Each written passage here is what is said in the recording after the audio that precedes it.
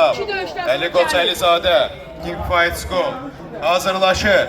Mehdi Hüseynli, Teteloş Batan Fight Club, Tural Məmmədzadə, Teteloş Batan Fight Club. Kesin mi istiyor? Sen elini okursun.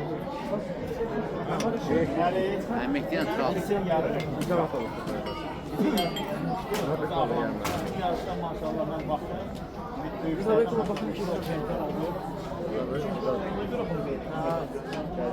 Halal bir o. Dede malıcımı işin bir ona bir əziyyətini bəhərdir. Burada savabı bizdə federasiyadan Cirvəşən müəllimi Həsən adına bu seçilmiş idmançılara ən tepnar, ən əzimkar idmançılara bu verilir. Bir də onlardan biri gözü olan Əliyə verilir. Necə kesin? 9 yaşında değil mi? 50 seçim yok. Siz. Dərslərimiz də bizə yaxın. Süper. Müəllimlərimə də biraz salam göndərir. Oğuzhan. Orhan sen beni gözlemesin. Ən texnik idmançı kimi ona verir sənə. Tebrik ederim. Şəkildə dura bilərsən, istəsən. Hə? Sən də verirlər, belə gəl.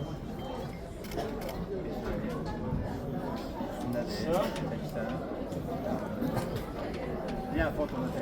Bir olar. Rabcan şəkil düşməsin, hə? Deməsinə şəkil. Bir tane de göre sonra yakın. Hadi değil.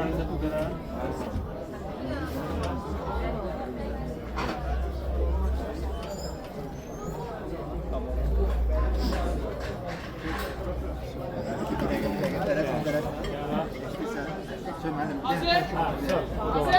Ben de bir az günü. Doğrudan. Oh, Tembol ad göndər. Merhaba. Təbriklər. Sen onları çek. Sen neredesin? Bizi də çəkin. Belə çəkə bilər. Bizi yok onları çek. Elin atın. Bir ad. Bakın ya. 52 yaşın oldu. Çok güzel. İnsanların karnının babası.